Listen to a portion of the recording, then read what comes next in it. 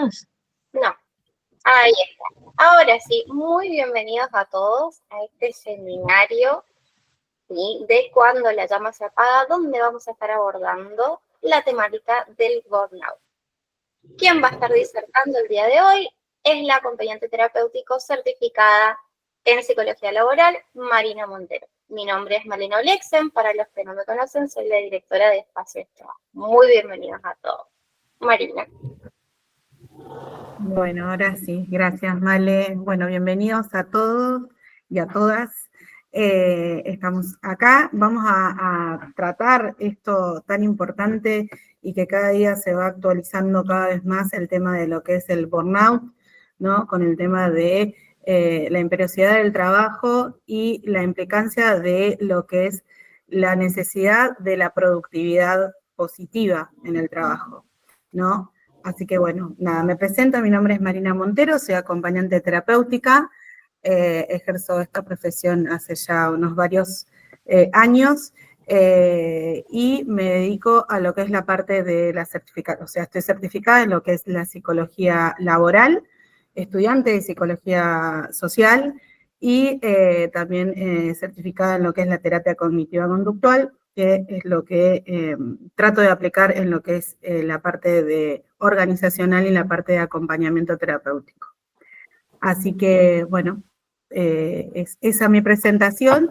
Estoy incorporándome al equipo maravilloso de STOA, así que con esta hermosa oportunidad empiezo con el taller de burnout, que si Dios quiere, por ahí sigamos con el taller de psicología laboral, si me lo permiten, más adelante. Así que acá estamos.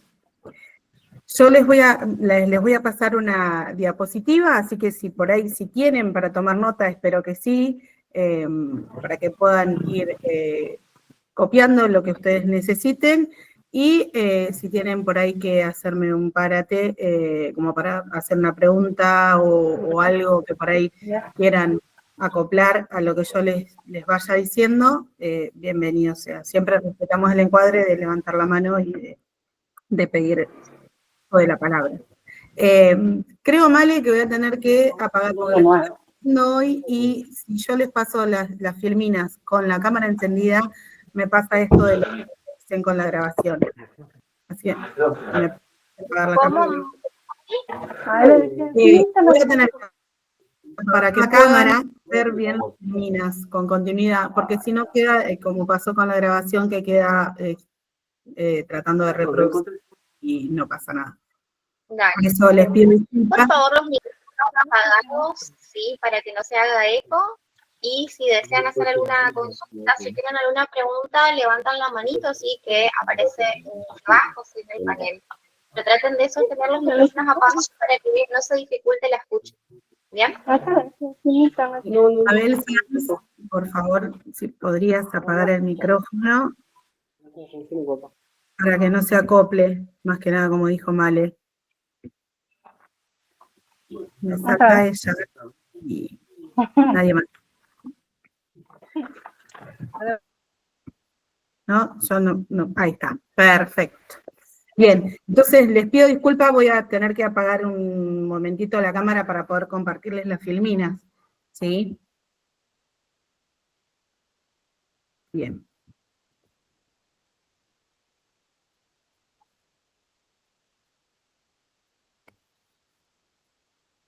Ahí estoy compartiéndoles. ¿Me podés avisar ahí, Male, si ustedes las llegan a ver bien? Ahí te aviso cuando se vea, ¿sí?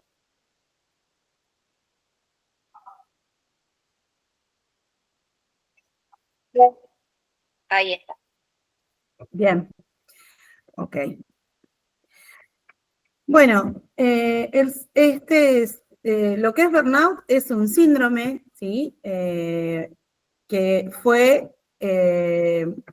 desarrollado en tema de materia.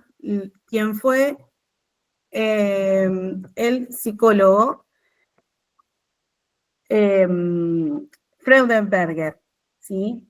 Las características consisten en la evolución del estrés sostenido en el tiempo en distintas condiciones, de manera progresiva, que conlleva un estrés crónico y se caracteriza por un agotamiento físico y mental que se produce progresivamente y se reduce por una falta de motivación absoluta por las tareas realizadas, en especial por importantes cambios de comportamiento. ¿Qué significa? Que al contrario de lo que es el estrés clínicamente propio dicho, lo que es el síndrome de burnout es un síndrome que se sostiene en el tiempo, ¿sí? Que durante ese instante es progresivo, no es abrupto, no se da de una manera abrupta de un día para el otro o de una semana para la otra, sino que es progresiva, va aumentando a raíz de las actividades propias de cada trabajo, ¿sí? Y que no se pueden gestionar. Son síntomas que a veces cuestan localizarlos para poder gestionarlos. Y el agotamiento físico y mental es justamente lo que caracteriza a este tipo de síndrome. Falta motivación, no hay un motor, una pulsión dentro de las tareas que se realizan en lo que es el trabajo, ¿sí? Generalmente se da en algunos otros ámbitos, pero el burnout es su mayor característica es que se da dentro del ámbito laboral. También se generan cambios de actitud y cambios de comportamientos, y este cambio de actitud se da generalmente con malos tratos hacia los demás o con un trato desagradable, que suele ser una de las características claves para identificar el caso del burnout. Este cambio de actitud generalmente se da en el cambio de humor, cuando, por ejemplo, suele pasar en situaciones de atención al cliente, ¿sí? En situaciones relacionadas con lo que es la atención a terceros, en el caso de los docentes, en el caso del personal sanitario, de las personas que trabajan en atención al cliente. Hoy en día está muy asociado también con lo que es la atención online, ¿sí? Con lo que son los reclamos online. Y que puede llegar a ser un motivo de la baja laboral, ya que llega un momento en el que el empleado se encuentra física y mentalmente incapacitado de desarrollar su trabajo con normalidad. ¿Por qué pasa que hay una tasa alta de baja laboral? Porque es justamente la mayor característica de apropiarse para lo que es el impedimento de la productividad. Entonces, es justamente lo que motiva al empleado a decir, bueno, no estás siendo eficiente como lo eras al principio, y por lo general sucede que se da o una suspensión o en algunos ámbitos se llega a conseguir una carpeta médica, que también es muy común. Bien. El origen del término se da en el año 1929 a través del psicólogo B.H. Bradley, que al principio él lo domina como staff burnout. ¿Por qué staff? Porque él lo empezó a estudiar a raíz de unos oficiales de policía que trabajaban con delincuentes juveniles. Y al poder ver esta situación, él también era filósofo, al poder estudiar esta situación, él se da cuenta que el desgaste físico y mental que tenían estos policías bajo el estigma de todo lo que implica la delincuencia juvenil era desbordante. Entonces decidió investigar e indagar a qué venía esto de este tipo de síndrome que él concibió como burnout, porque también se lo asociaba con el síndrome del quemado, ¿no? Burnout es quemado por dentro, ¿sí? En inglés. Posteriormente, Herbert Freudenberger profundizó en dicho fenómeno e incorporó el término burnout, simplificándolo a esto, ya que él decía como que no era solamente por un staff, sino que también se daba en otro ámbito, no solamente en el ámbito policial y en el ámbito de la delincuencia, sino que también se daba dentro del campo de lo que era la psicología laboral, dentro de otros ámbitos laborales. Herbert, que trabaja como voluntario en una clínica para adictos, en una clínica de toxicología, empieza a observar que muchos de sus compañeros vivenciaban este tipo de síntomas, ¿no? Que tenían una pérdida de energía, motivación, que juntos con otros síntomas devenía la depresión y la ansiedad. Entonces, se empiezan a investigar que esta sintomatología, el origen del burnout, en realidad se desprende de, de ciertos pilares que tenían como esta fenomenología de el quemado, ¿no? De sentirse quemado por dentro. Herbert Freudenberg fue un psicólogo y psicoanalista alemán estadounidense que se dedicó pleno a lo que era la psicología laboral. Trabajaba además en atención en clínicas comunitarias y experimentó un montón esto de trabajar con voluntarios, todo lo que era el agotamiento emocional, la desmotivación, la pérdida de energía y la frustración.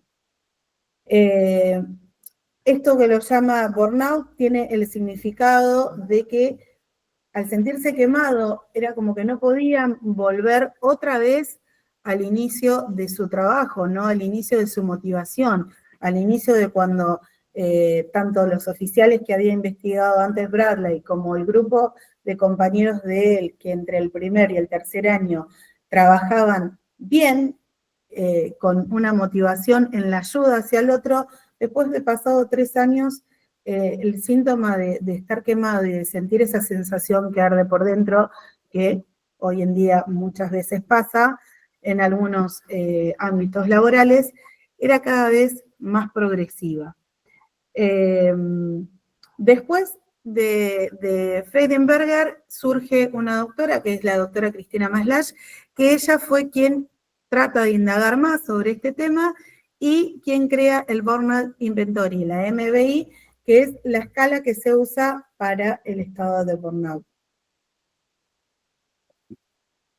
Los síntomas del burnout, como les dije antes, consta de 3 pilares. Uno es el agotamiento emocional, que generalmente se da, bueno, como propiamente lo dicho, en la parte emocional, y es cuando una persona tiene esas emociones como anestesiadas, no se ríe, no hay motivación y hay un desgano.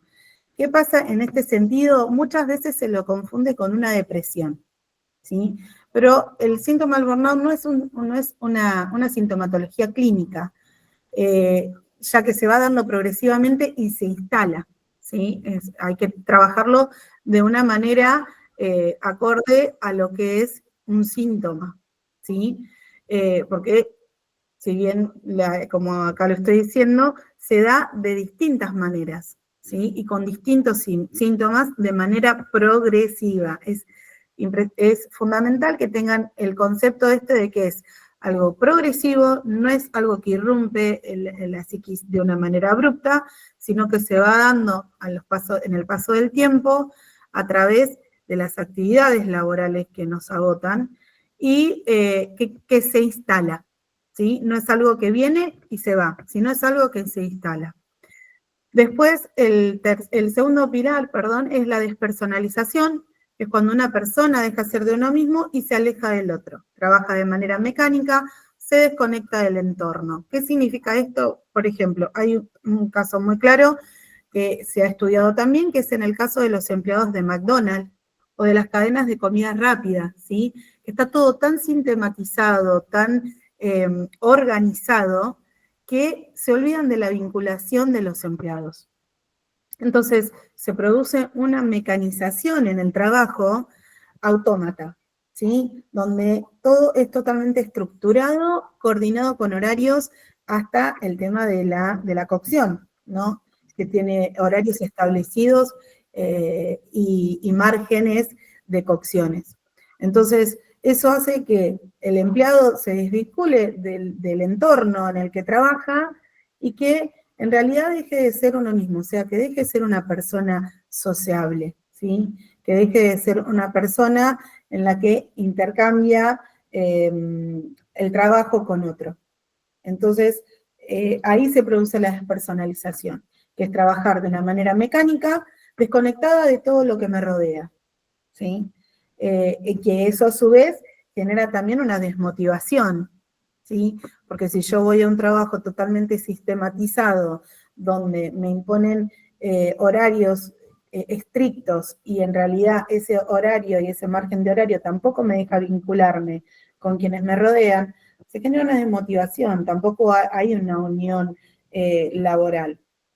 Y el tercer pilar es la disminución en la iniciativa o en la capacidad de tomar decisiones, que es cuando a una persona le cuesta decir algo fácilmente, le invade el miedo al fracaso y por tal motivo decide no tomar nuevas decisiones. Esto pasa generalmente mucho en los que son las jerarquías, ¿sí? Cuando, por ejemplo, para poder ascender a un cargo, nos piden que hagamos algún trabajo extra o nos piden que hagamos la presentación de un proyecto y ante el miedo y que nos limita y nos bloquea, el miedo al fracaso surge. Entonces, o bien se parte a una procrastinación de ir dejando, que por lo general pasa cuando hay exámenes, ¿no? Para rendir en el ámbito laboral para poder ascender y, perdón, toqué sin querer, y también pasa en el ámbito de las jerarquías, ¿sí? De que, bueno, yo voy a tratar de hacer algún esfuerzo para poder subir. Y en realidad el miedo al temor me paraliza y me da esa desmotivación, ¿sí? En el caso de la... Sí. Que te corte, Andrea, usted había levantado la manito, creo que tenía que hacer una consulta para hacerte. Bien, perdón, como no estoy viendo la pantalla, a ver. Sí. Sí, no, yo preguntaba, ¿no? Esto del síntoma de burnout es cuando la persona no se siente cómoda en el lugar que está, ¿no? Sí, o sea, solamente que incomodidad no es lo que genera el síndrome, ¿sí? Este síndrome genera otras conmorbidades también, como la ansiedad, la depresión, la falta de motivación. Pero sí. Ponele por cualquier cosa del trabajo o no tiene relación social con sus compañeros. ¿Eso también? Sí, sí, totalmente. Cuando uno por ahí, podríamos llamarlo por así decirlo, esa apatía, ¿no? De no tener ganas de vincularse con el compañero, o de no tener ganas de... A veces pasa en los grupos también, ¿no? En los grupos, digo, donde hay que trabajar en grupo con otro, que por ahí no tenemos esa sintonía y bueno, nos da como cierta apatía trabajar con alguien. Pero eso no significa que sea un síndrome, ¿sí? El síndrome tiene uno de los síntomas, es esa parte emocional donde no tengo ganas de compartir con mis compañeros, ¿sí? No con alguien en particular. Permiso, Mi pregunta es de varias... Perdón, se mezcló con otro micrófono y no escuché. Sí, que hago un aporte por ahí para que tengan en cuenta, ¿sí? Por ahí ya los que son estudiantes de psicología social o acompañantes terapéuticos, ¿sí? O psicología inclusive, que también hay, pueden tener ¿sí? en cuenta esto de signos y síntomas, ¿sí? Hacen que exista un síndrome. Cuando hablamos de signos, ¿sí? Hablamos de lo que ve el otro, ¿sí? De la conducta, a través de la conducta manifestada. Y síntoma es lo que siente la persona en situación, ¿sí? Es decir, las percepciones, las emocionalidades que juegan, ¿sí? También la somatización forma parte de un síntoma, ¿sí? Porque si a mí me empieza a picar y me empiezo a brotar, ¿sí? Por los nervios, está ahí un signo presente, ¿sí? Que, por ejemplo, puede verlo Andrea si yo me broto. Esto es un signo, ¿no? Pero, ¿qué es el síntoma? Lo que siento yo, ¿sí? Eso es el síntoma, sintéticamente para que tengan una idea. Entonces, no siempre, ¿sí? Que nosotros veamos, ¿sí? Alguna incomodidad o que no nos guste esto, quiere decir que estemos desarrollando un síndrome. Para ver si que existe un síndrome, primero y principal tiene que existir un signo, un síntoma, y una especialista tiene que hacer el diagnóstico, ¿sí? Más que nada este seminario es para concientizar, ¿sí? Sobre lo que es el burnout, para reconocer, ¿sí? Si nosotros estamos atravesando una situación así, y también para que podamos llevarnos herramientas para acompañar otros procesos, ¿sí? pero por ahí, vuelvo a repetir, sí, para que tengan en cuenta, no siempre va a ser, ¿sí?, un síndrome de burnout. Por eso Marina les hacía la aclaración, sí, tiene que cumplir con diferentes factores para considerarse, ¿sí?, este diagnóstico. Hola, Ale, bienvenido. ¿Cómo está? Hola chicas, ¿cómo les va? Disculpen. Hola, Ale. Bien. ¿Querés continuar, Mari? Bien. Se sigue viendo, ¿no? Que yo lo saqué y lo volví. Sí, se ve, tranquila. Bien. Bueno, estábamos en lo que es desmotivación. Habíamos dicho que el trabajador pierde toda ilusión por trabajar las metas y objetivos y dejan paso a la desilusión y al pensamiento de tener que reportar día a día situaciones estresantes que superan sus capacidades y cada jornada se hace largo e interminable. Es esta parte que yo les decía antes, ¿no? De cuando, por ejemplo, en una parte organizacional de una empresa, le encargan a alguien poder hacer alguna actividad de marketing, por ejemplo, pero que en realidad el trabajador al quien se lo encargan está en otra área, ¿sí? Entonces este encargue previo que le hacen, el de reportar día a día situaciones, lo estresa, ¿no? Entonces no llega a poder tener esta capacidad de lograr con el objetivo de la empresa o de un directivo. Entonces, esto, al ser consciente y de no poder superar esas capacidades, genera una desmotivación, ¿sí? Y esa desmotivación también genera un agotamiento mental, que es otra de las características. El agotamiento mental es el desgaste gradual que produce el burnout en el trabajador, que hace que su resistencia al estrés sea cada vez menor, por lo que el organismo le cuesta cada vez más trabajo hacer frente a los factores que generen este estrés. ¿Qué pasa? Cuando un trabajador empieza a sentirse agotado mentalmente, todo lo que es la parte organizacional de nuestro cuerpo, todo lo que es la parte de energía, la parte de los factores que nos dan la posibilidad de poder tener esa capacidad de conllevar a lo que nos trae un trabajo que puede llegar a ser estresante para unos y para otros no. Entonces, al organismo, al generar ese agotamiento mental, le cuesta mucho más trabajo hacer frente a esos factores de estrés. Y de ahí después vienen algunas enfermedades que era lo que decíamos en cuanto a la conmorbidad, ¿no? Depresión, estrés, ansiedad, a partir de lo que es el agotamiento mental. Después, bueno, la falta de energía y el menor rendimiento se trata de una consecuencia lógica del punto anterior, como el organismo de modo deficiente. Los recursos de que se dispone su capacidad de producción disminuye y el rendimiento, por tanto, baja. Sí, Mariana, ¿me permitís una pregunta? Sí. Me parece muy, muy interesante esto que venís charlando. Antes que pases de flyer, Sí. estabas hablando, ¿no?, de agotamiento mental y desmotivación. A Sí. veces también en el síndrome de burnout aparece también la desmoralización, ¿no? Como parte de la desmotivación, ¿no? No lo Esta hablamos cuestión antes. de la... Claro, claro, pero por ahí por ello, sí, está interesante, ¿no? Esta cuestión de, a veces, esta cuestión también, ¿no? De competir por ciertos valores de la empresa, también al otro lo desmoraliza, le ponen esta cuestión de moral que justamente, no, que vos ponés muy bien, ¿no? Esta cuestión de la motivación. Entonces, es muy interesante quizás entender que a veces también la moral afecta mucho también en el trabajo o en cualquier otra empresa, porque no solamente afecta a un individuo, sino también al contexto, vamos a decir.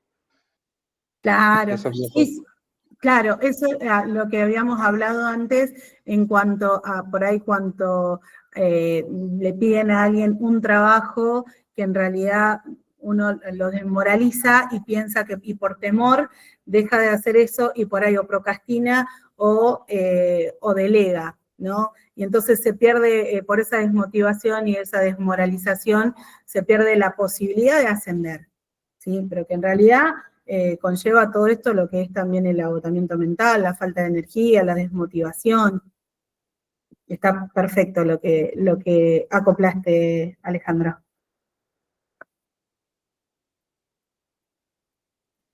Bien. ¿Se me escucha?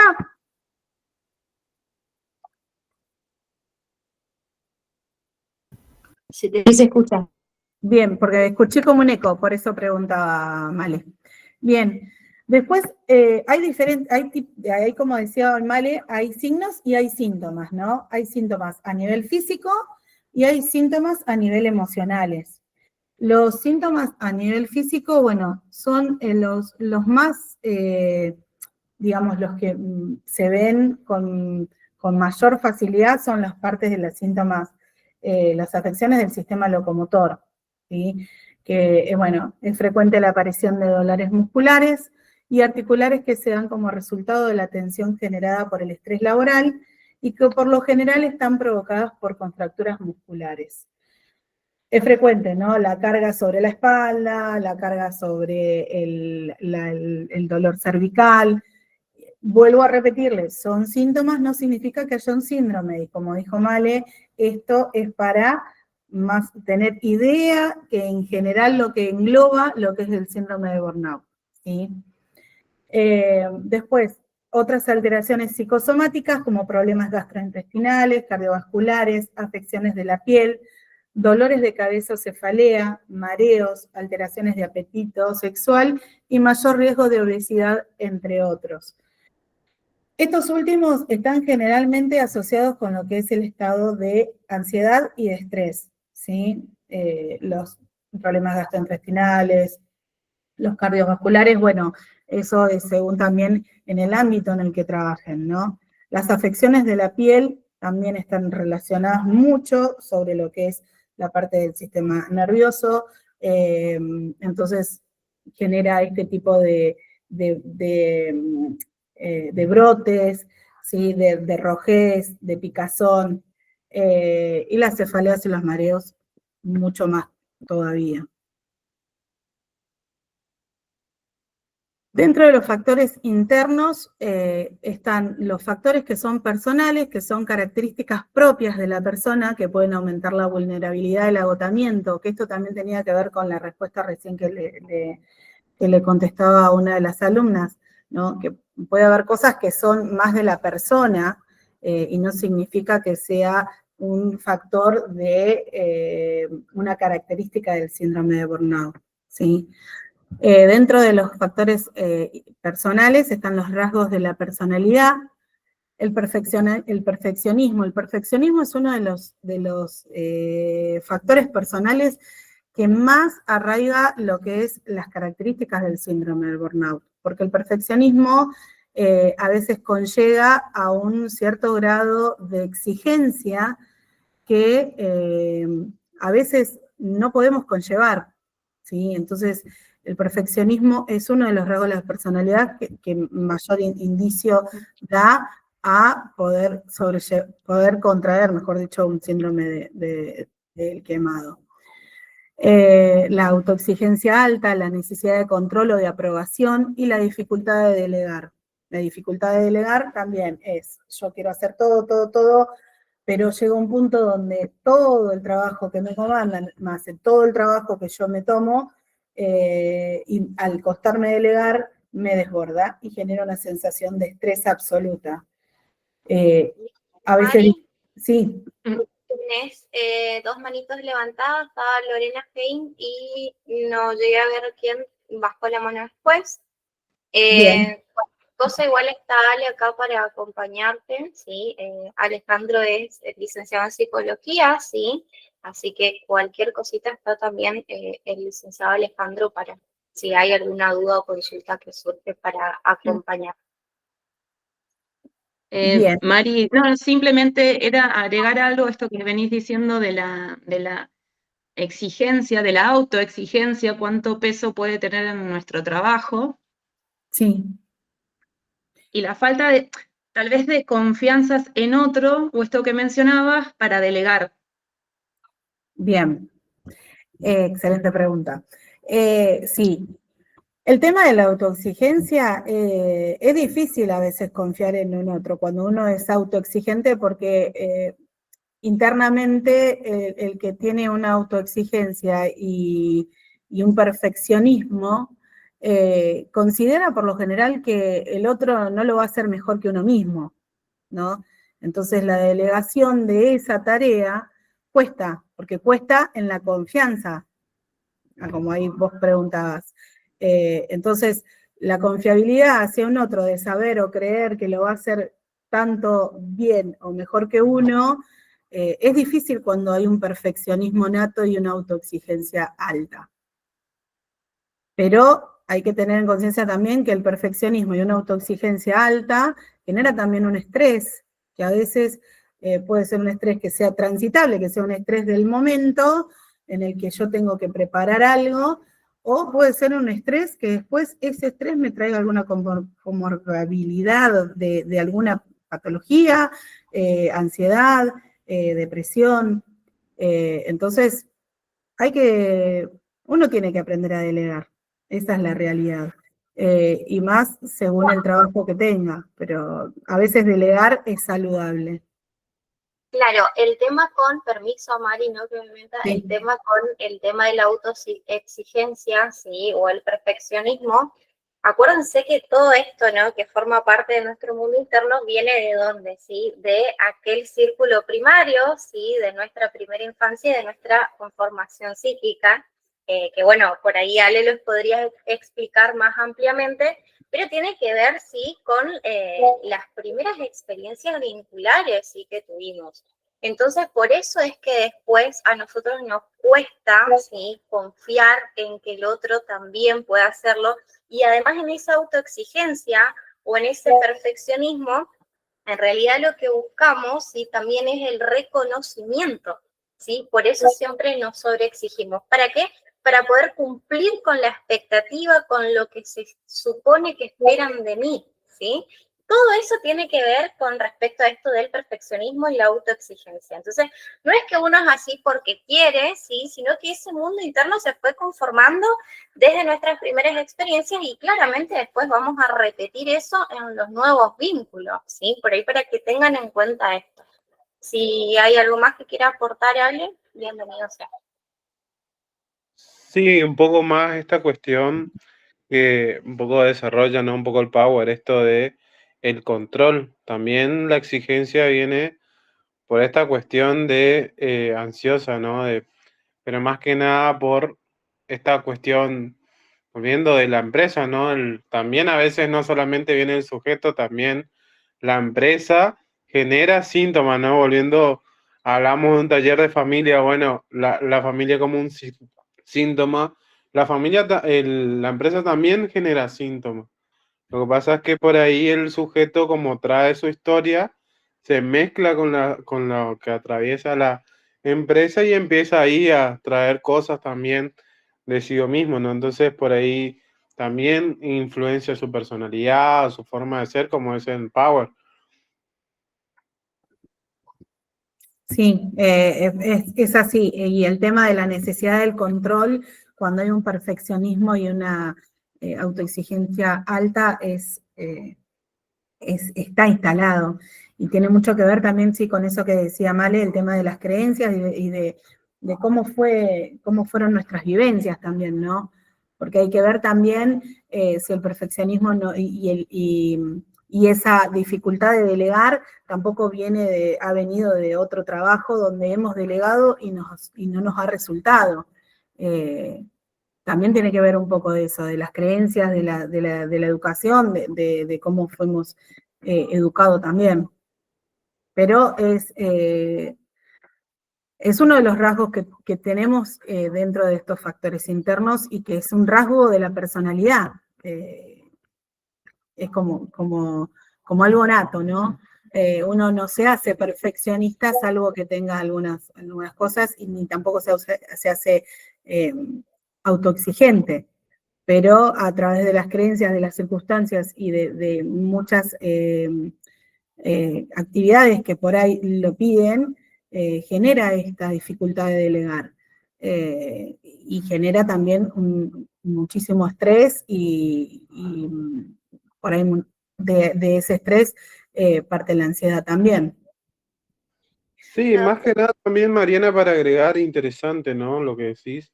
También esta necesidad de sobrevivir del sujeto, ¿no?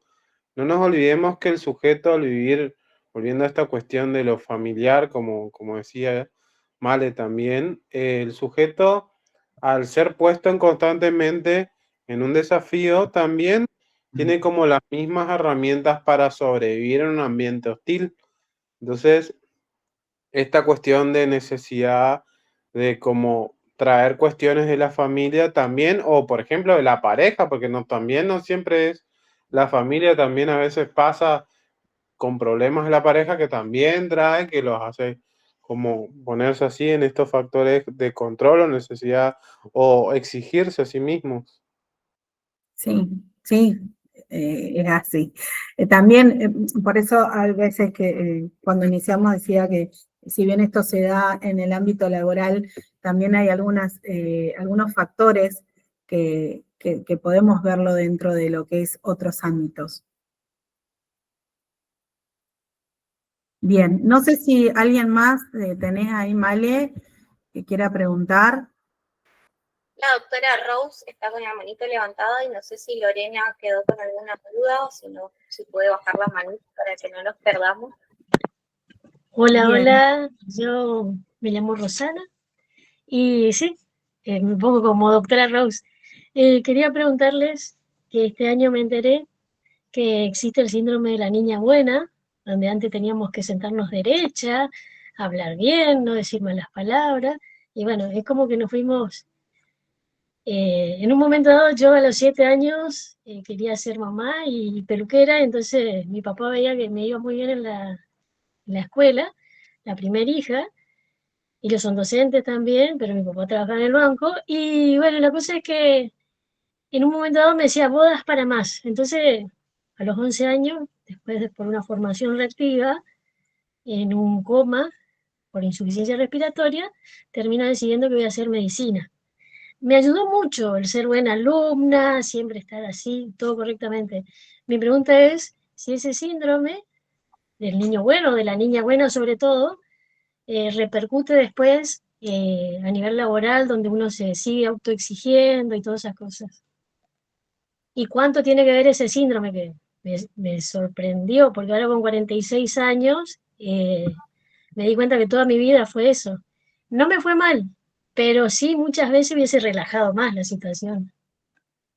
Bien, ahí le paso la palabra totalmente a Alejandro, que es más de la parte de psicología, supongo, infantil. Así que, Ale, si querés aportar ahí, bienvenido. Por ahí está bueno esto está bueno la palabra, doctora, el trastorno de la niña, ¿no? Siempre ponemos como diagnósticos o trastornos y esta cuestión de quizás, volviendo a esta diferencia entre niños y adultos, esta cuestión, por ahí que lo dice un poco el Power, ¿no? Esta cuestión de los límites o de reprimir emociones. Muchas veces en esos límites de los adultos ponen esta necesidad de perfeccionar o exigir cuestiones que están ligadas más volviendo a esto de los valores, ¿no?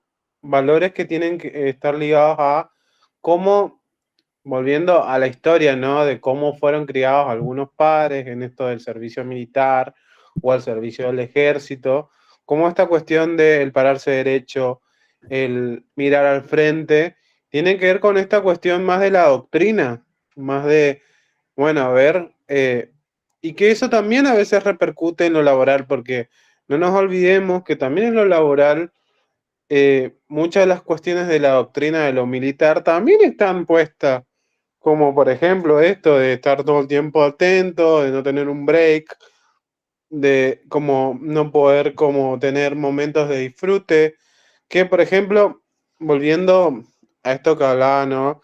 La Mariana, por ejemplo, en las oficinas de Google, que ahí es como en la vanguardia de recursos humanos, ellos incluso, porque trabajan todo el día, tienen como áreas o sectores donde pueden como, por ejemplo, poner esto, poder descansar, poder como tener contacto con sus familiares, poder tener como esta cuestión de relajarse, incluso jugar. Y en las empresas, por ejemplo, no hay esta cuestión, es más rígido. Y volviendo a esto del síndrome de la niña o del niño, aparece esta cuestión de la rigidez institucional o en la escuela o en las relaciones. Esto de, bueno, a ver, no, se tiene que hacer esto tal cual. Si no, salimos de la norma, salimos de lo que está institucionalizado. Y eso también, que está en el power, ¿no? Se genera esta sobrecarga, ¿no? Una sobrecarga emocional, porque vos traes tu historia y te sobrecargas. Entonces me parece muy interesante esto que agregaste, doctora. Gracias. Claro, que inclusive, perdón, voy a meter la cuchara yo también. Inclusive, ¿no? Yo mientras escuchaba pensaba, esto no se trata solamente de la institución laboral o de la familia, sino que también está en el imaginario social, porque nosotros vivimos en una sociedad donde todo el tiempo se nos van generando demandas, ¿sí? O expectativas que buscamos alcanzar o llegar para sentirnos realizados. Y entonces también eso colabora en la presión que sentimos, el de tener determinado puesto, el de ascender a determinado puesto, el de poder ganar más económicamente, sí, porque somos consumistas. ¿Sí? Es como que siempre vamos, ¿no? Queriendo, necesitando algo más, siempre 5 para el peso, ¿no? Y entonces esto también, ¿no? Esta sociedad del consumo, esta sociedad que nos impone que tenemos que esforzarnos más, que sacrificarnos más para tener las cosas, también tiene mucho que ver en el impacto psicológico que genera y en esta situación. Sí, Lore, te paso la palabra si quieres hacer alguna consulta. Gracias, sí. Sí, estaba pensando en esto, en el perfeccionismo. Yo trabajo en una veterinaria y mi jefe, que es el doctor, yo lo veo demasiado perfeccionista. Pues imagínate que en la veterinaria no vuela un pelo de un perro. Mirá la perfección que tiene que haber en el piso, en todo lo que es la veterinaria y la autoexigencia que él tiene también con él, ¿no?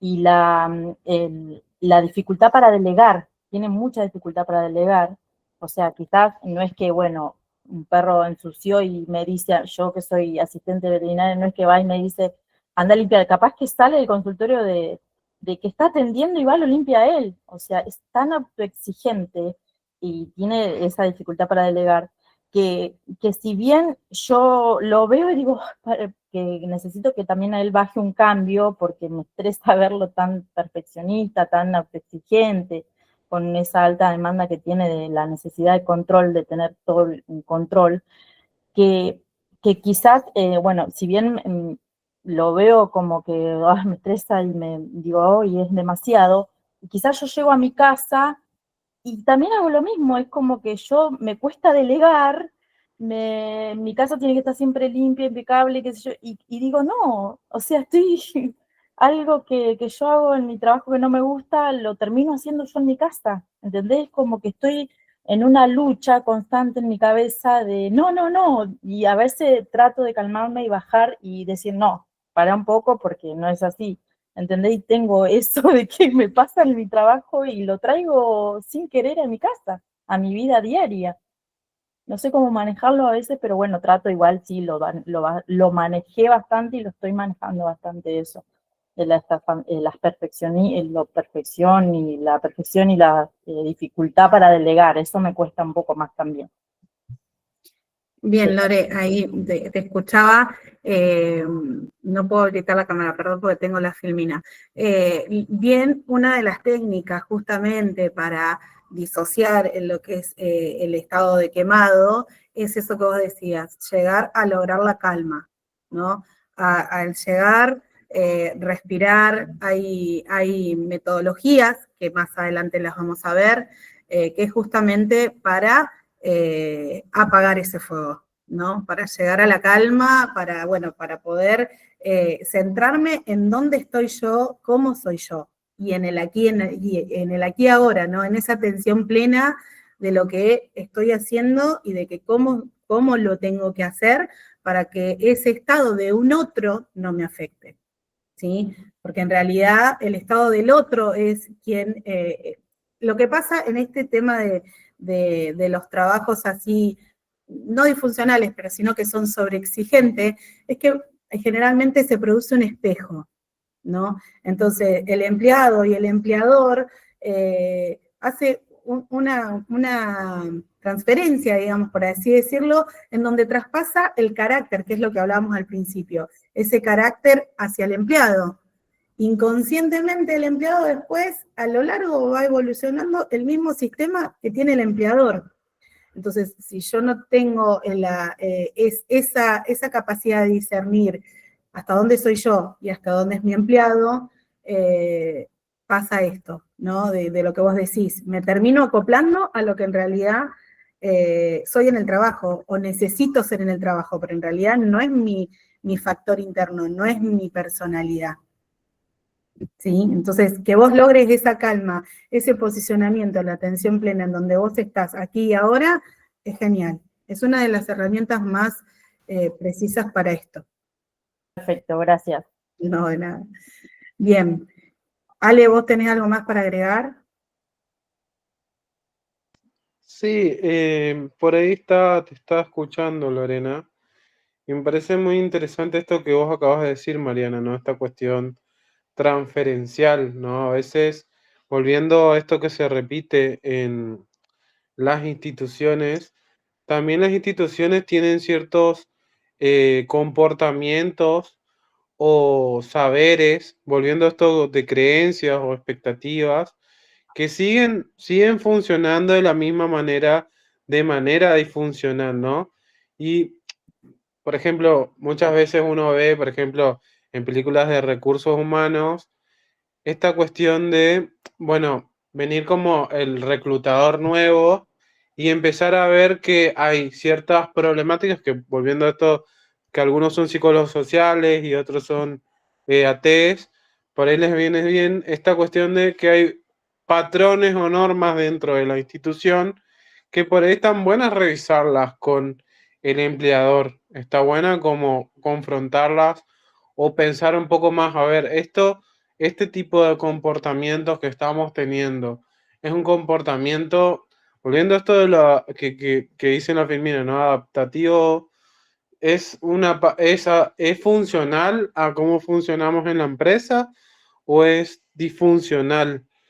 Y eso por ahí ayuda mucho a cómo podemos ayudar incluso en una empresa a cambiar ciertos patrones y esto que decía Lorena, ¿no? Llevarlo a casa, vamos a decir.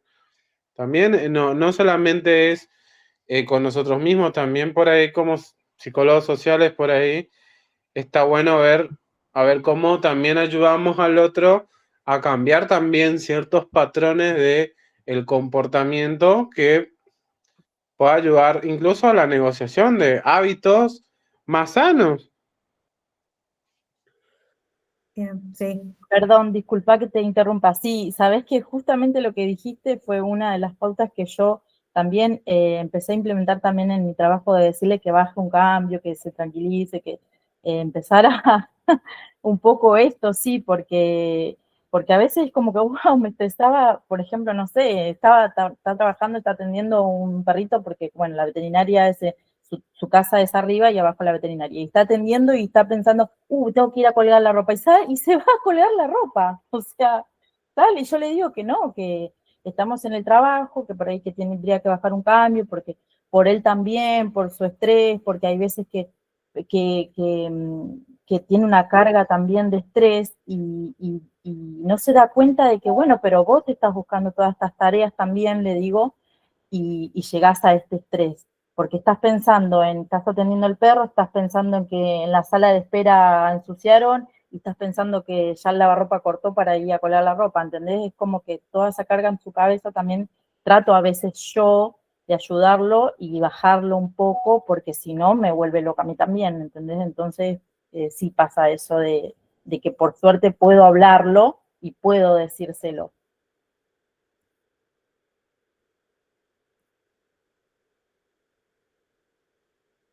Bien, por ahí un tips que les comparto eh, es poder organizarse, ¿no? Ponerse horarios para hacer las cosas, ¿sí?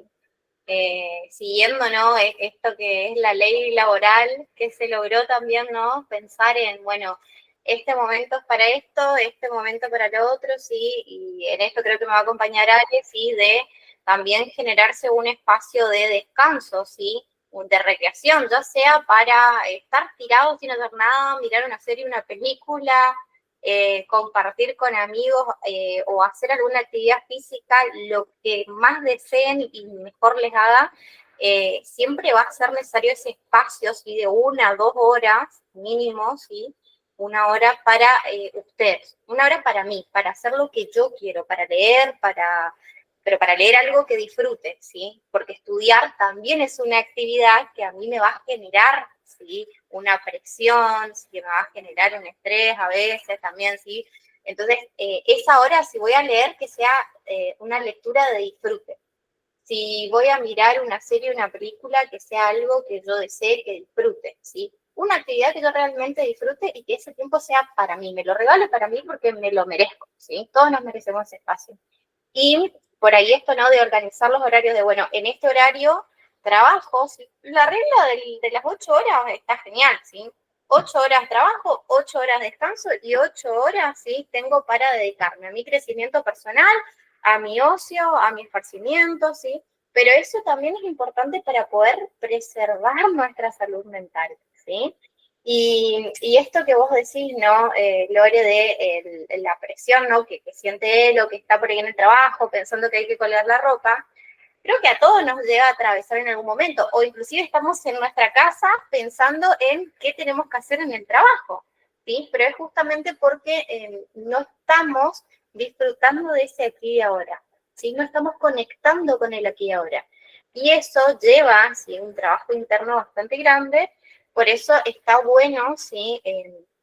A ver, recomendar, si hay la confianza necesaria, un espacio, ¿sí? Terapéutico para que la persona reciba, ¿sí? Las herramientas que necesita. Y claramente nosotros, ¿sí? Con los conocimientos y las herramientas que tenemos, tratar de acompañar esos procesos. ¿Bien? Gracias. Alejandra ahí había levantado la mano. Hola, buenas tardes. Hola, Ale. Yo quería compartir que escucho todo eso y como que tengo varios amigos que son policías y como que le está pasando todo esto y yo antes capaz que no sabía ni cómo llamarlo a todo lo que le está pasando porque la mayoría está con carpeta médica, carpeta psiquiátrica, ¿cómo es que se llama?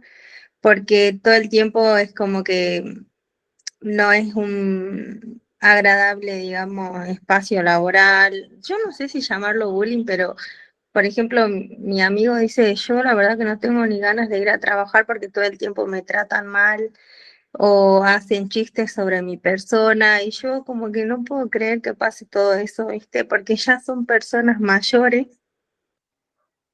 y me sorprende realmente. Así que él ahora está con carpeta médica y... El tema de las fuerzas por ahí, Ale, sí, tenemos que recordar que lo que sea la fuerza policial, prefectura, etcétera, sí, todo lo que son las fuerzas de seguridad, vienen arrastrando, sí, hace muchísimos años y lo siguen sosteniendo. Poco a poco creo que se van modificando con algunas nuevas leyes o derechos que van, ¿no? Aclarando nuevamente que somos seres humanos, porque las leyes hacen eso, ¿no? Reforzar que todos somos seres humanos y tenemos derechos. Se va, digamos, modificando a poco, pero la realidad es que vienen, ¿sí? Arrastrando socioculturalmente, ¿sí? Una mentalidad y un trato, ¿sí? Institucional muy diferente al que manejamos, ¿sí? En otros espacios laborales. Claro. Entonces esto de por ahí lo que es el insulto, la agresión, la agresividad, está renormalizado en estas instituciones. ¿Está bien? Y no, para nosotros no está bien, ¿sí? Y es normal y no, para nosotros no es normal. Lo ideal sería poder trabajar para ir modificando de a poco esas estructuras institucionales y que sobre todo, ¿no?, se respeten a estas personas. Pero es porque más que nada viene la mentalidad, ¿no? Voy a hablar desde mi palabra, ¿no?, de esto de que se tienen que hacer machos, de que tienen que ser fuertes, porque tienen que estar preparados, ¿sí? Pero en realidad, ¿sí?, lo que está pasando allí es que generan un impacto, ¿sí?, emocional y psicológico muy fuerte en la persona, ¿sí?, termina afectando a su cotidianidad, a su espacio laboral y obviamente la persona termina, ¿no?, con carpeta psiquiátrica, como vos decís, porque necesita realmente un acompañamiento, o inclusive termina pidiendo la baja muchas veces, ¿sí? ¿Por qué? Porque no soporta el trato que se dan dentro de estas instituciones. Sí, bueno, de hecho, él me dice, bueno, voy a estar con carpeta y realmente no quiero volver, así que creo que va a pedir la baja. Pero y aparte porque tengo, o sea, muchas amigas que yo digo, o sea, sobre cuando tocas el tema del buen descanso, de las 8 horas de sueño, o sea, a veces trabajan hasta 12 horas, después están redoblando turnos, no se alimentan bien, cero motivación. Yo digo, o sea, si yo, o sea, yo no podría estar ahí, digamos. Y a los médicos les pasa lo mismo, Ale, encima que se matan estudiando, después terminan haciendo guardias re extensas. Pero bueno, es como yo digo, ¿no? Hay normas, ¿sí? O creencias que ya están ahí instituidas y en esas instituciones que están normalizadas. Y, a ver, todo lo que se fue modificando socioculturalmente en las diferentes instituciones se logró porque hubo alguien que alzó la voz y dijo, bueno, esto no me parece o me parece que está mal, lo comparte ¿sí?, con otras personas de su entorno, estas personas escuchan ¿sí?, el fundamento o porque eso tiene esta idea, lo acompañan, lo apoyan y luchan por una modificación o un cambio social o institucional, ¿sí? Uno solo no logra nada, ¿sí? Es como la frase, ¿no? Nadie se salva solo. Por eso es importante, ¿sí?, poder entender que si nosotros queremos ver realmente cambios, tenemos que unirnos socialmente. Ale, no sé si vos querías aportar algo. Sí, incluso dentro de lo policial o dentro de todo lo que sean los organismos internos existe una ley, ¿sí? La ley Micaela, ¿sí? No sé si la conocen, no sé si están familiarizados. Micaela era una activista feminista que justamente trabajaba en un organismo público y a ella le pasó un accidente laboral y a partir de eso empieza todo lo que es un accionar dentro de la ley, ¿no? Que empieza a haber como cambios dentro de lo institucional y que de hecho existe, porque la ley no es que no existe, la ley sigue existiendo. Lo que pasa es que también no hay una mirada de ignorar ese lugar o hay un negacionismo y seguir perpetuando estas actitudes de hostiles o violentas. Pero de existir, existe la ley. Claro, de hecho nosotros con Ale habíamos brindado un taller para las mujeres de la policía de la provincia de la localidad de Puerto Rico, que estuvo muy interesante, ¿sí? Y claramente escuchamos un montón de situaciones de violencia estructural e institucional, ¿sí? Por parte de ellas, y bueno, tratamos de acompañar esos procesos. Pero bueno, vamos a dejar que siga avanzando Marina porque si no le estamos quitando el tiempo para que termine de desarrollar y en todo caso, si hay algún otro ejemplo, duda o consulta, podemos conversarlo al final de la disertación de More. No hay problema. Lo único que quería decirle a Alejandra era esto de que veníamos hablando de la exigencia, ¿no? En este tipo de ámbitos laborales. Como decía, bueno, en la parte policial, en la prefectura, la exigencia en cuanto a los médicos, en cuanto a las enfermeras. Son ámbitos laborales que se exigen mucho por parte de los superiores. Entonces, genera un estrés laboral grande. pero bueno, ya con carpeta médica y todo eso, hay grupos, por lo general, hay grupos de contención en esos ámbitos laborales, que por ahí en otros grupos no los hay. Sí, Ale, hay falencias, pero que hay. Hay falencias, pero que hay. En un montón de ámbitos laborales debería de haber un equipo de psicólogos, un equipo de contención vincular. En muchos lugares de trabajo no los hay. En mi ciudad, por ejemplo, en Necochea, estamos tratando de lograr un equipo más de psicoeducación en lo que es la parte de escuelas para los maestros y para los directivos, no solamente para los alumnos. Ahora, por ejemplo, se logró esto de que puedan los maestros atender lo que es la parte de atención a los chicos en inclusión con el TEA, ¿sí? Entonces, también eso es algo positivo para lo que son los maestros porque no saben, no hay herramientas. Entonces, en la parte de psicoeducación hay falencias. Y en esta parte, en lo que es la parte de policía, de prefectura, de enfermería, de doctores y todo eso, hace mucha falta esta parte de contención. Son los lugares de ámbitos laborales más vulnerables, en realidad. Entonces, pasa esto que decías vos, Alejandra, ¿no? De mucha cantidad de carpetas médicas, carpetas psiquiátricas, pasa esto y es la realidad, ¿sí? Bueno, continúo con las filminas, no sé, que si Mali levantaron la mano, pero bueno, no sé. Sí, no, por ahí aclarar que vi que mandaron un mensajito en el chat hablando de la ley Micaela, sí, si ustedes la estudian en profundidad también, sí, habla de la violencia institucional. Sí. Por eso Ale la trajo. Vio que eran la mayoría mujeres, sí, y por eso trajo la ley Micaela. Sí. Bien.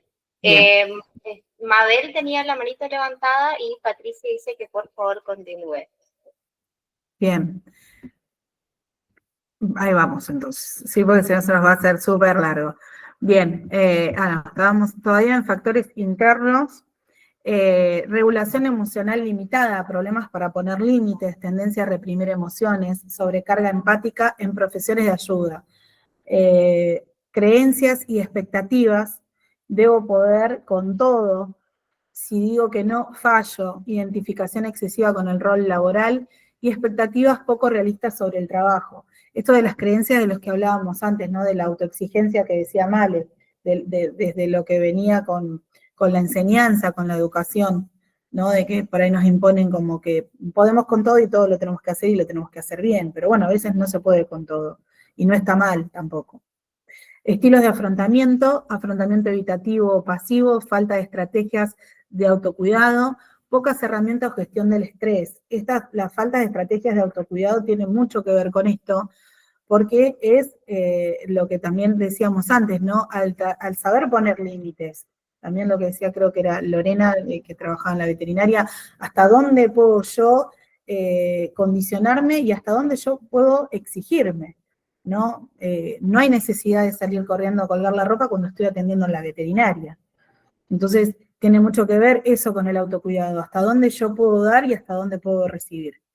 Situaciones personales, como problemas familiares o de pareja, que también lo había mencionado Ale, falta de descanso y sueño, poca red de apoyo, doble carga, trabajos y cuidado.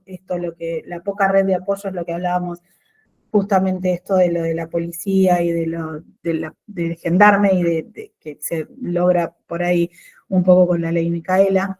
Y la doble carga de trabajo más cuidados es las personas que tienen un trabajo y que después llegan a su casa y tienen que cuidar a su mamá o a los hijos, y principalmente las personas que trabajan sobre cuidados, ¿sí? Y está esta famosa frase que dice, ¿quién cuida, quién cuida?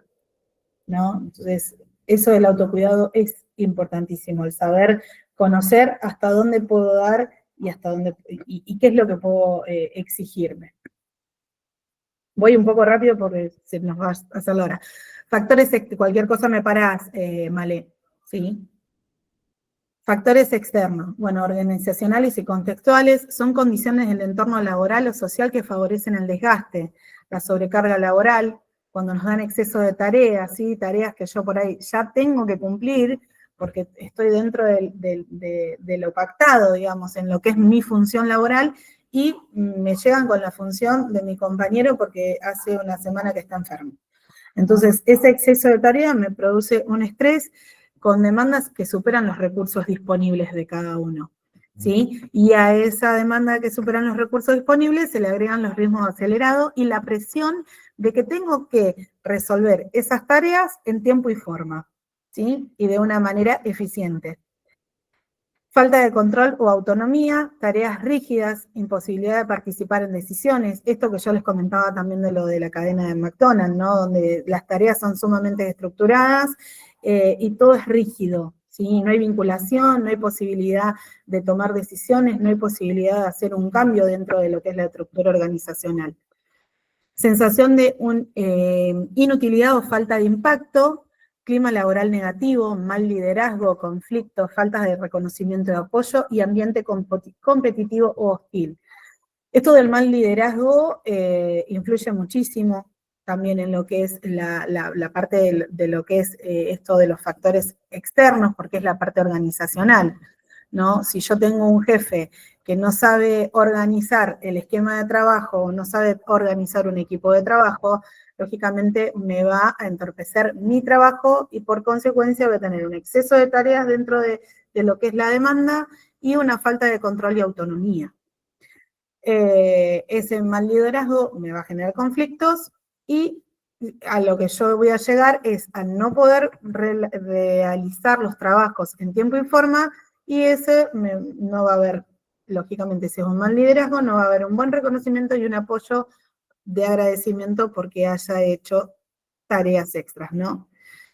Como cuarto, ambigüedad o conflicto de roles, no queda claro qué se espera de la persona y pedidos contradictorios. Esto de decir que pasa muy recurrente en los trabajos y yo a veces en la parte organizacional trato de que todo sea por escrito, a veces soy re pesada con eso, pero a veces al grupo que yo manejo les pido todo por escrito, porque hay pedidos contradictorios continuamente, donde uno se echa la culpa al otro y donde uno le dice, no, pero yo te dije que tenías que hacer tal y tal cosa, y vos no me entendiste. Entonces, cuando hay un pedido que sea todo por escrito, y es la parte más sana y más acorde para poder sobrellevar una tarea que por ahí exige algo externo a lo que nosotros venimos haciendo siempre. Falta de recursos, pocos materiales, tiempo insuficiente, capacitación deficiente, escasez de apoyo profesional o supervisión. Perdón.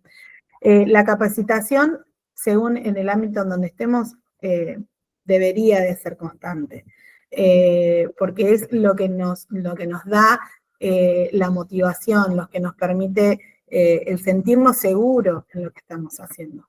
Y esa seguridad es lo que nos motiva a poder escalar, ¿no? Y tener eso que nos impulsa a poder ser productivos de una manera positiva. Bien, y por último, como factores externos, tenemos la inestabilidad laboral, que son los contratos precarios que abundan, riesgos de despido, sueldos bajos o retrasos en pagos. Esto nos genera una desmotivación absoluta, ¿sí? Cuando estudiamos algo y después nos encontramos con que los sueldos no son lo que esperábamos, los contratos, por ejemplo, le pongo un ejemplo, nosotros los AT, lamentablemente, no sé si pasa en todas las provincias, pero en mi provincia la mayoría estamos tratando de no trabajar, yo particularmente trabajo particular, pero la mayoría tratamos de no trabajar por algunas mutuales, porque los pagos son a 6 meses. Entonces son pagos precarios y con unos retrasos imposibles de sostener. Entonces, esa inestabilidad laboral hace que muchos de los que se han recibido decidan por ahí no trabajar o directamente trabajar de manera particular, que tampoco se consigue mucho trabajo, lógicamente, por el tema del presupuesto. En el caso del contexto social, las crisis económicas, las demandas sociales intensas y la digitalización excesiva, la hiperactividad, que tiene mucho que ver también.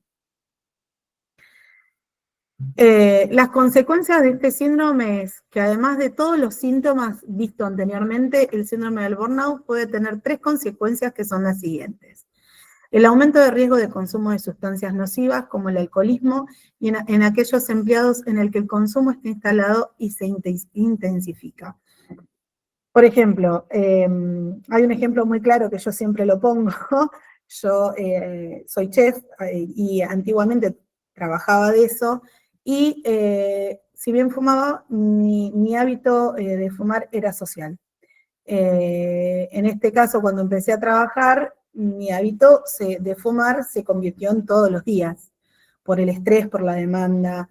Entonces, a lo que implica esta consecuencia del estrés, esta consecuencia del burnout, del síndrome de burnout, del agotamiento físico y mental, hace que pase esto en algunos de los casos, no en todos, pero en muchos casos quien ya consume ya sea alguna sustancia nociva, ya sea alcohol, cigarrillo, hace que se intensifique ese consumo, porque es la manera como, así también que no está puesto acá el consumo de la comida, ¿no? El tema de comer por demás, por ese tema de ansiedad y de estrés. Las defensas bajas, el síndrome del trabajador quemado, repercute negativamente sobre nuestro sistema inmunológico, haciendo que seamos más propensos a sufrir enfermedades infecciosas provenientes del exterior. Esto es lo que hablábamos hoy, ¿no? Del tema de que nos baja las defensas, el tema de estar mal físicamente y agotado mentalmente. Entonces, cualquier enfermedad, por ahí somos como más propensos a sufrirlas o a contraerlas. Además, un sistema inmune más débil prolonga la duración de las mismas y una vez que la hayamos contraído, incluso puede provocar situaciones graves. Causas del síndrome del burnout. Puestos relacionados con atención al público como pacientes o usuarios. Se dan en aquellos puestos de trabajo en los que el empleado se ve sometido a un contacto continuo con clientes o usuarios y por consiguiente a un gran número de quejas, reclamos o peticiones por parte de los mismos. Esto puede generar grandes niveles de estrés en el trabajador y a lo largo puede afectar su conducta en la mayoría de educaciones. Un cliente insatisfechos o descontento con el servicio prestado no suele ser demasiado agradable y esto puede acabar contagiando la conducta del trabajador. Esto es lo que hablábamos hoy también con Lore, creo que era la chica de la veterinaria, del tema del espejo, ¿no? De que por lo general esto se da mucho en lo que es las ventas o reclamos online, cuando por lo general para lo único que se llama es para las quejas, entonces los empleados terminan absorbiendo los malos tratos de quienes llaman, y esos malos tratos después terminan repercutiendo en el que llamó también, y así se hace una cadena, ¿no? De donde cambio mi forma de ser, mi carácter, mi buen humor, o mi manera amable de tratar, por algo que en realidad me vino contagiado desde otro, ¿sí? Que es lo que hablábamos hoy. Después, en el caso del acoso laboral, el acoso por parte de compañeros o superiores en el lugar de trabajo también pueden contribuir a la aparición de este síndrome. El acoso laboral o mobbing consiste principalmente en el maltrato psicológico de la víctima para destruir su autoestima, muchas veces con el objetivo que abandone el puesto por propia voluntad. Esto de lo que es el acoso laboral no se refiere solamente a un acoso sexual, sino a un acoso abusivo por parte de alguien que generalmente se da con un rango superior, ¿no? Entonces, es eso de estar ahí continuamente como machacando con algo de manera abusiva, ¿no? Para poder lograr lo que en realidad se quiere desde un principio. Elevado a nivel de responsabilidad, algunos puestos de trabajo exigen un gran nivel de atención y concentración sobre la tarea realizada. En más mínimo error puede tener consecuencias devastadoras, o sea, puede llegar hasta un despido. Un ejemplo sería el del personal médico, de cuyas manos muchas veces depende una vida. Se trata de profesiones sometidas a altos grados de estrés, por lo tanto, por lo tanto son más propensas a este síndrome. Esto de lo que hablábamos justamente de la policía, de prefectura, de los médicos, de las enfermeras, ¿no? Que por ahí se le exigen más y que por ahí el trato del médico hacia las enfermeras ante ese estado de estrés, ese estado de que hay que hacer y accionar algo más, algo rápido ya, porque una vida depende de sus manos y de su trabajo, propiamente dicho, genera este estado de estrés, ¿no? Y donde este estado de estrés a veces no llega después a la calma, después de que pasa esa situación y se instala, ahí se genera un hábito sumamente destructivo en lo que es el ámbito laboral. Trabajos muy monótonos, puestos laborales aburridos, repetitivos o comunes, que también pueden ser causa del síndrome del burnout. El trabajador no encuentra ninguna motivación en lo que hace y esto le causa frustración y estrés. A nadie le gusta pasar cientos de horas al mes realizando una actividad que no le motiva en lo absoluto y con la que no se siente cómodo. Esto pasa generalmente en los primeros trabajos, ¿no? Donde agarramos lo que viene. Pero bueno, se suele dar. Hay que saber que cuando un trabajo no es saludable, es preferible soltar ese trabajo y tratar de buscar otro, a insistir, a estar en un lugar por la necesidad, ¿no? A veces es más importante la salud mental y la salud física que el seguir continuando a estar en un lugar donde no nos sentimos cómodos, o donde tampoco se nos facilita la convivencia y los vínculos entre compañeros. Los tipos de tratamientos. La clave para un tratamiento eficaz es detectarlo con sus primeras fases, por lo cuanto antes trabajamos en el problema tras identificarlo, antes seremos capaces de mantenerlo bajo control. Por supuesto, la iniciativa en cuanto a su tratamiento puede provenir tanto del propio trabajador como de la empresa o institución para la que trabaja. Generalmente la empresa no es la que dispone de estos tipos de tratamientos, que era lo que hablábamos antes, pero estaría genial empezar a poder incentivar a que las empresas tengan este tipo de tratamientos, porque cuando el empleado es quien nos saca el trabajo y quien nos aborda toda la problemática y nos resuelve todo este sistema organizacional, en realidad es quien tendría que estar bien asistido, ¿no? Pero bueno, lamentablemente todavía no se ha logrado eso. Ahí están trabajando en leyes, al menos en mi provincia, sobre este tema. Por lo que es importante que haya una buena comunicación entre ambas partes y que se establezcan los mecanismos necesarios para detectar este tipo de casos en una etapa temprana, ya sea mediante la realización de cuestionarios, una medición de los niveles de cortisol del empleado. Bien, en primer lugar, las técnicas de relajación como las meditaciones, lo que le decía a Lorena, las meditaciones guiadas o la escucha de música relajante han demostrado ampliamente su eficacia para reproducir la ansiedad y mejorar el modo en el que los trabajadores se enfrentan al síndrome del burnout. De hecho, este tipo de prácticas hará que el trabajador encare los problemas de un modo mucho más positivo y productivo. Hoy en día, en mi ciudad, hay escuelas, por ejemplo, que tienen espacios que se les llaman los espacios de calma, ¿sí? Profesoras de yoga tienen media hora antes del almuerzo, porque son colegios privados, no son estatales, antes del almuerzo tienen media hora para hacer el estado de calma. Entonces, en ese lugar, las maestras tienen su espacio y los niños tienen su espacio donde trabajan su momento de calma a través de mandalas, de posturas de yoga y todo eso. Es súper interesante. Ojalá se siga manteniendo y ojalá esta metodología se propague en otros ámbitos también, que es lo que decía Male, ¿no? El tener un lugar para poder tener un tiempo para nosotros, para poder ser un poco más reflexivos en situaciones a donde por ahí pasaron y nos desbordaron, en tener ese espacio que nos traiga el aquí y el ahora y nos traiga la calma, ¿no? En segundo lugar, no debemos olvidar la parte física del problema. El estrés y el burnout tienden a generar tensión en determinadas zonas del cuerpo, como los hombros o el cuello, lo que le decía hoy, la parte de lo que es toda la cervical, que carga mucho con el nervio. lo que a medio y largo plazo pueden suponer la aparición laboral de contracturas musculares, heridas discales y otro tipo de lesiones agravando la situación. Por eso es importante realizar ejercicios antiestrés durante el día y si es posible durante la jornada laboral, que es esto que les mencionaba antes de que están implementando, al menos en mi ciudad, no sé en la provincia, en las escuelas. En tercer lugar, la práctica habitual de algún deporte ha demostrado reducir el efecto del estrés en el organismo, mejorar la salud del corazón, músculos y huesos, además de ayudar a desconectar de nuestros problemas mientras se practican. En cuarto lugar, conocer y utilizar estrategias puede ser una excelente forma de ayudar y prevenir el burnout.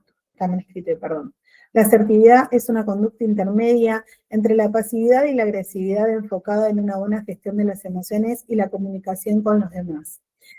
Esto es importante, el tema del deporte, ni hablar, no solamente por este síndrome, sino por un montón de cosas y condiciones tanto físicas como psicológicas. El deporte tiene esa disponibilidad de poder llevarnos o autollevarnos a otro sitio totalmente alejado de donde estamos, nos remota a ese estado de conciencia plena de lo que estamos haciendo y de satisfacción. Entonces, más allá de esto, de lo que es el síndrome del deporte, es un complemento para la vida espectacular.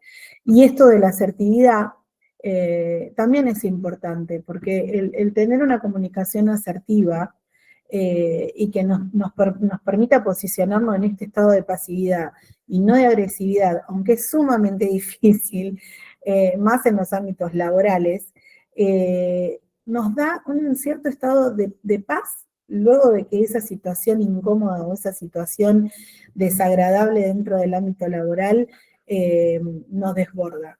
Porque el tema de la agresividad nos genera cierta adrenalina que a veces por ahí llegar al estado de calma nos es casi imposible en ese parámetro. Y tengamos en cuenta que las emociones no duran más que 90 segundos. Entonces, lo que es sostenido durante el tiempo no está bueno. O sea, es gestionar lo que es el tema de las emociones.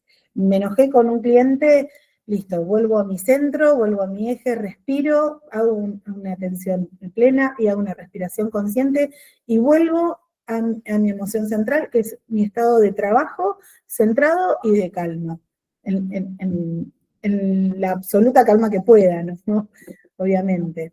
Ejemplos de estrategias asertivas: tratarse a uno mismo y a los demás con respeto, totalmente. Ser educados pero firme, ¿sí? O sea, saber entablar un límite. Bueno, alguien me maltrata, bueno, pongo un pare, ¿no? Hasta acá estoy yo y más allá está tu educación, ¿sí? Yo me dirijo ante usted de esta manera, usted diríjase hacia mí de la misma forma.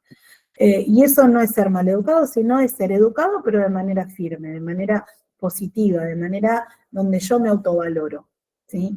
Ser directo y honesto con los demás, saber expresar aquellos que nos preocupa o desagrado frente a los demás con educación. Saber hablar y escuchar sin enojarse, ser capaz de controlar nuestras emociones, ver las críticas de los demás como una oportunidad de mejorar. Hay personas, esto de las críticas, hay personas que por ahí le hacemos una crítica constructiva y se la toma como una crítica que no tiene nada de aporte.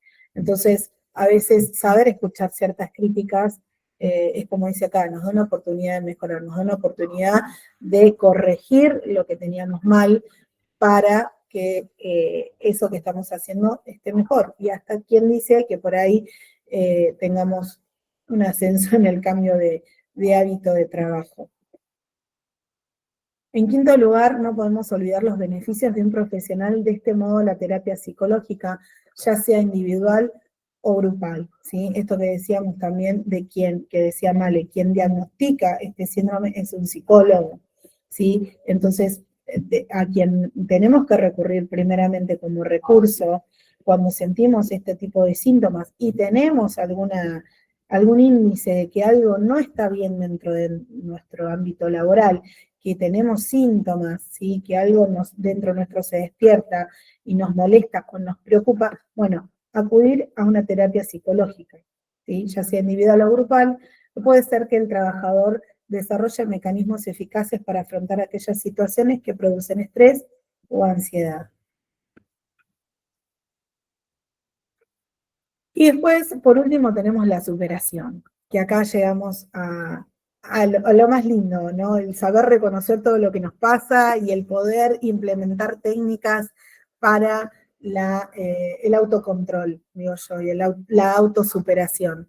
Herramientas prácticas para prevenir el burnout, como las micropausas programadas de 1 a 3 minutos. Si trabajo 8 horas, bueno, pido a mi jefe que me dé un momento para poder estar con mi yo interno, y si me pasó una situación que no puedo asistir de manera saludable, pido esta pausa y me la programo, ¿sí? Breves interrupciones cada 50 a 70 minutos, estirarte, mirar lejos, respirar. Esto tiene como beneficio, baja la activación fisiológica y evita la acumulación de tensión. En el lugar donde yo trabajo, por ejemplo, implementamos esto y tenemos alrededor de 50 minutos como para relajarnos. Y en esos 50 minutos podemos o salir al patio, o ponernos con el teléfono si queremos, o si queremos disociarnos de todo lo externo, también lo podemos hacer. Técnica de respiración 4-2-6, que es un poco que no sé si alguno acá practica yoga o respiración consciente. Son inhalo 4 segundos, hago una pausa de 2, mantengo y después exhalo por 6 segundos. Eso hace que mi cuerpo vuelva a la calma, ¿sí? Lo practico durante 2-3 minutos o 4 veces, y mi cuerpo vuelve a la calma. Se oxigena de la manera que tiene que oxigenarse y regula la ansiedad. Después el método de priorización, que es 3-2-1, son 3 tareas esenciales del día, 2 tareas importantes y 1 tarea opcional. Es esto que hablábamos también con Lore, creo que era, de decir, bueno, me organizo, es la parte organizacional, ¿no? Bueno, hoy en día tengo que hacer estas 3 tareas que son indispensables que yo las haga, no puedo dejar de hacerlo. Me organizo en qué momento del día la hago. Tengo 2 tareas que son importantes, pero no tanto. Bueno, reviso, ¿la puedo hacer o puedo dejarla para después de las tareas esenciales si tengo tiempo? Y 1 tarea opcional, ¿sí? Esa tarea opcional, junto con las otras 5 cosas, me va a reducir la carga y la sensación de que es todo urgente, de que te necesito hacer todo ya, ¿no? Que es ese ya que me genera esa ansiedad. Cuarto, los límites laborales saludables, que son los horarios definidos, cerrar notificaciones fuera de turno, pactar expectativas realistas, y el beneficio es que evita la hiperconectividad y la disponibilidad permanente. Bien.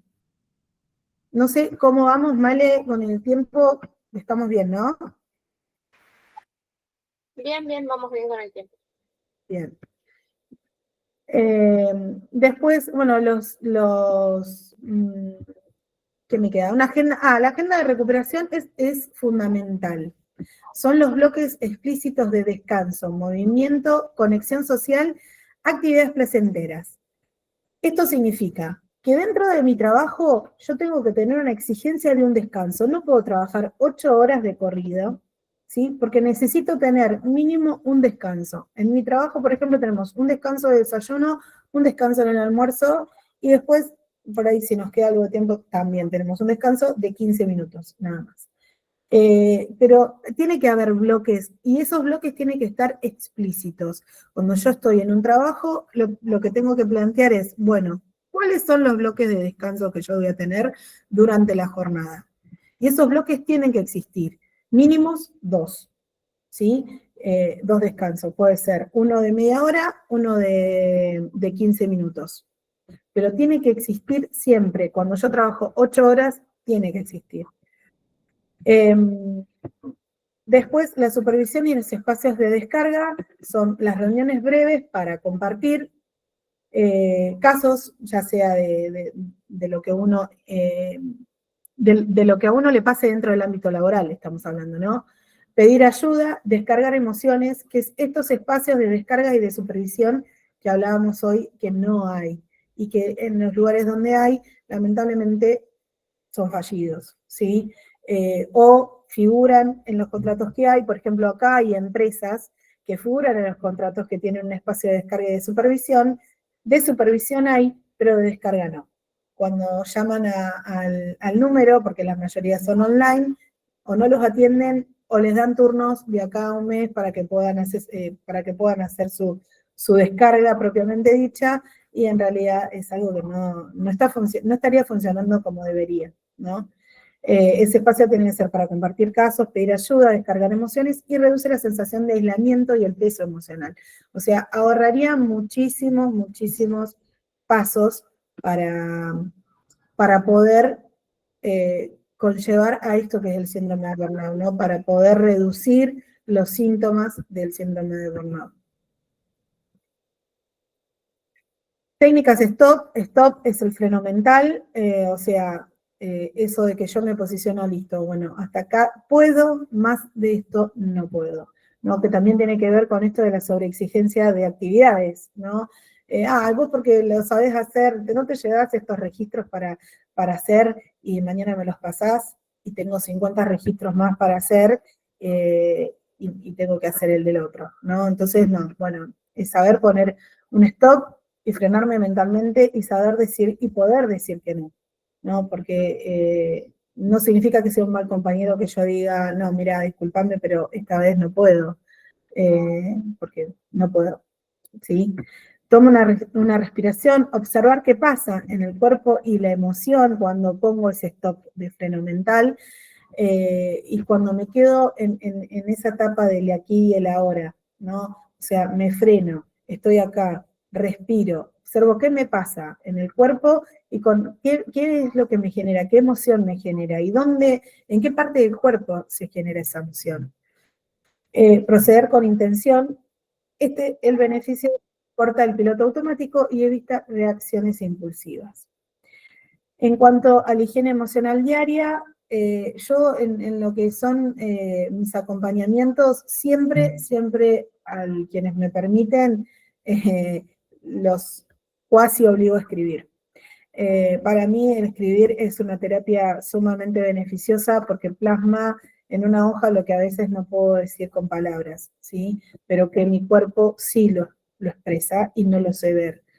Entonces, escribir 5 minutos, identificar una emoción por día, registrar un límite puesto con éxito.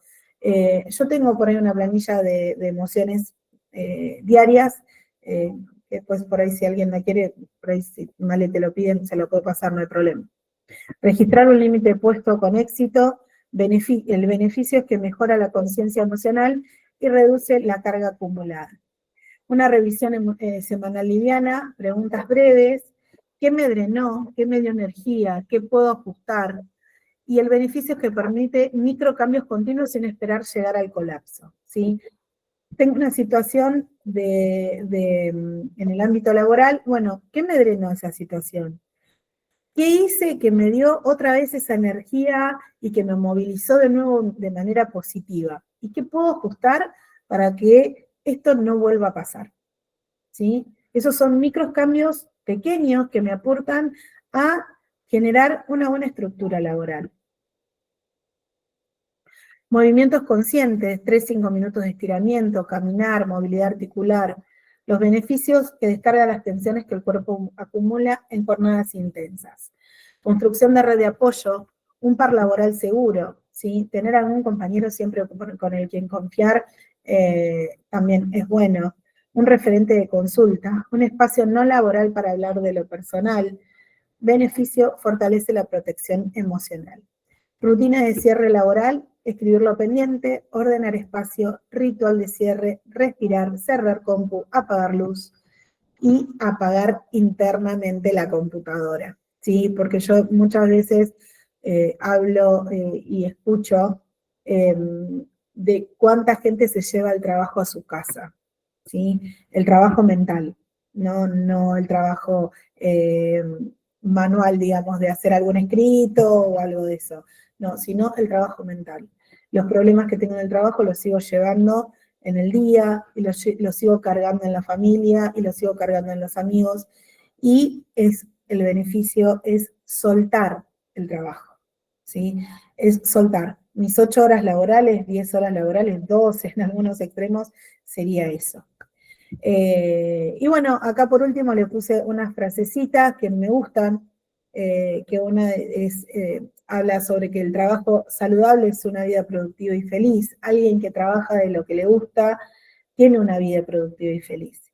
Y después Francis Herbert, que es un filósofo británico que a mí me gusta, que dice, no hables mal de nadie cuya carga no hayas llevado a cuestas. ¿Y por qué puse esta frase? Porque muchas veces en el ámbito laboral también se acusa y también se habla del otro que no puede, ¿no?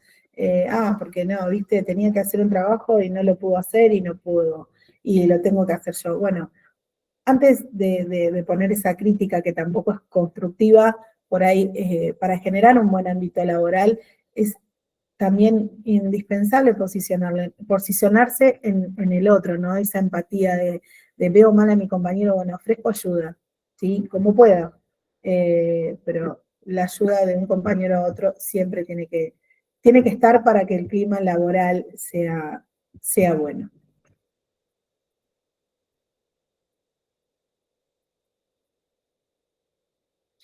A ver, ahí sí, estoy intentando prender la camarita, a ver si me la toma.